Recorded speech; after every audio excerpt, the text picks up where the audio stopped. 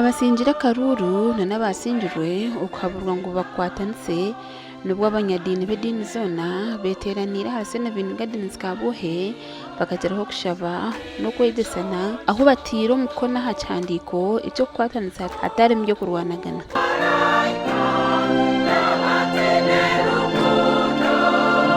Icyaturetaha no kugira ngo tugire bitwaye ihaho tubinage haze byo buguzi bwinji nibyo yatanga kugirota tokangira ngo kwatese umweji ninga bibuli ogirengana gatebe koko kumuzire bwabika ebyo buguzi bwinji nebukurabaho okwatira hakantu kachi akokho kandi nubona kugera ukwikiriza kubona okwakumbasa kwihaho inshozi konkatine kukunda nkaba ntari kintu kandi nubona gaba ibintu byanje byona kuri saboro kandi nubona kayo umubiri gwanje kucuba konkatine kukunda tikine cyakungasera wabano mayangu omaka gawe tine cyo bakuryamo noba wafire nubora buhurire akuba batarisa n'abagenzi konka wabuhurire uyu no mutuma guhurire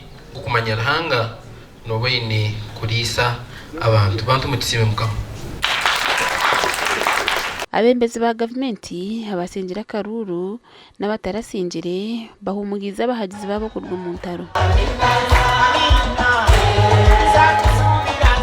Sasirani abo kwako kuota offloading njire no ija kubura horate bindi mwene myaka tumaziro mwaka turi mu bururu ntuza gukora imyaka 5 mwene wabo tihire mwebe byo mwaka ogu okutubiye turumu mazima ntuje kubura iturateke ebitukuza kora abanyashimwe mwiho bwoba mushare na pressure ruhanga we yayangizire munagwihamo oba bakurwanisa bata actually you don't even call it kurwanisa niyo competition.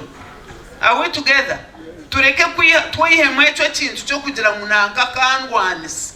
No. Abahabuzi ba presidenti ababire bebembere Professor Ephraim Kamuntu ohereze kusingo bwa MP Shema South na Chris Rakasisi bazirengwe cyabire kituranti ziringa Shema n'entaro z'amadini ngo nahabwe cyo buryo mu masasire mugenzi we.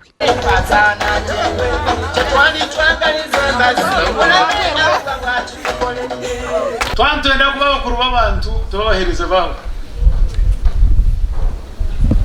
That's the message. Banyashema